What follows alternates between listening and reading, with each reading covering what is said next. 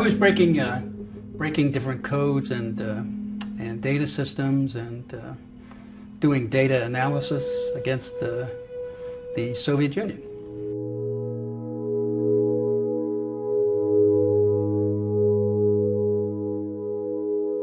After 9/11, they took one of the programs I had done, or the back end part of it, and started to use it to spy on everybody in this country. And that was a program they created called Stellar Wind.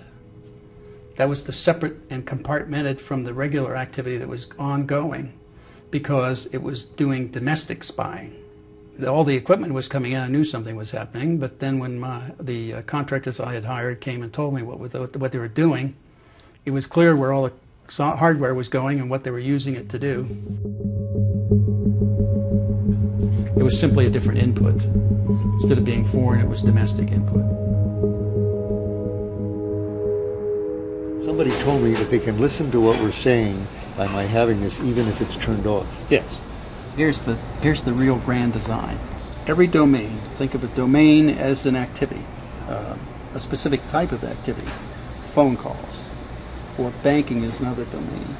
So if you think of graphing each domain, and then each graph, then turning it in the third dimension, the trick now is to map through all the domains in that third dimension, pulling together all the attributes that any individual has in every domain, so that now I can pull your entire life together from all those domains and map it out and show your entire life over time.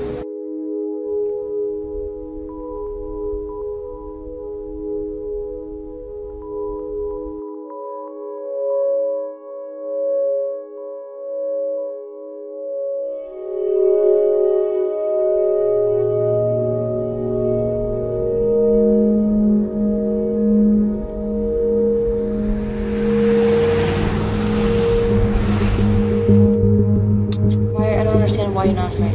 Why should I be? Because if what you're saying it was possible, it would be revolutionary and people would have a vested interest in preventing that from happening. I'm too old to be afraid. I'm too old.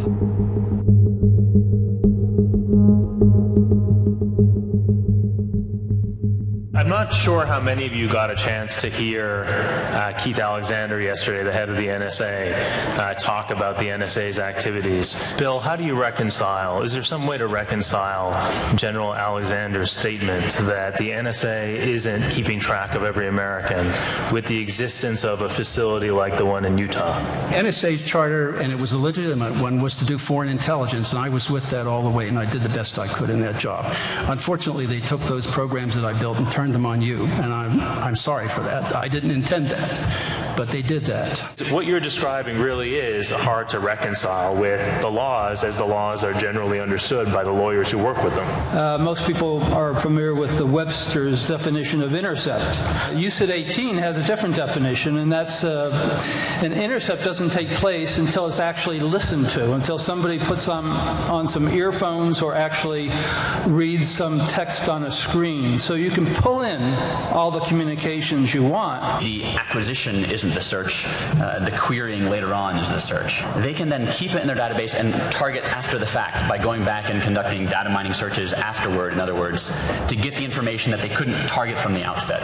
And there is another real problem. Unfortunately, the software will, once it takes in data, it will build profiles on everybody in that data. The purpose is to monitor, be able to monitor what people are doing. You build social networks for everybody.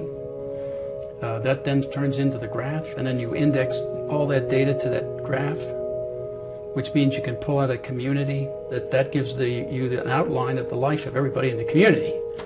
And if you carry it over time from 2001 up, you have that 10 years worth of their life that you could lay out in a timeline that involves anybody in the country. Even senators and House of Representatives, all of them. The dangers here are that we fall into something like a totalitarian state like East Germany.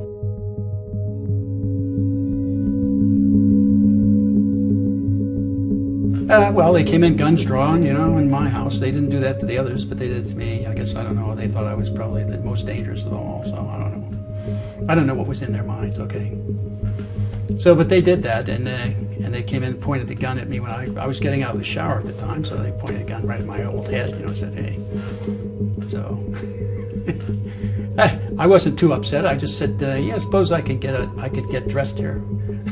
You know, they weren't intimidating me anyway, so. Tell me something that will implicate somebody in a crime. That's what they asked me. So I told them what the crime was that I knew about, and that was that George Bush, Dick Cheney, Tenet, and Hayden conspired to subvert the Constitution, the constitutional process, and any number of laws, and here's how they did it, and I explained stellar wind on my back porch to all the FBI agents who weren't cleared. So they had a problem. I created a problem for them because they had a bunch of people now who weren't cleared for a very highly classified, only because it was domestic spying, by the way, was the reason it was highly classified. They wanted to highly classify the extreme impeachable crimes that they were committing.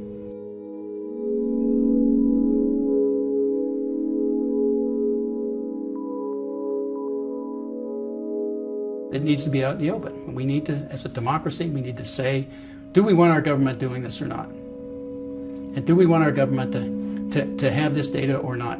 And if so, if we want them to have it, then what kind of controls? And they have to be a little bit more visible. It can't all be done in secret. You can't have secret interpretations of laws and run them in secret and not tell anybody. Or can't make up kill lists and not tell anybody what the criteria is for being a kill list.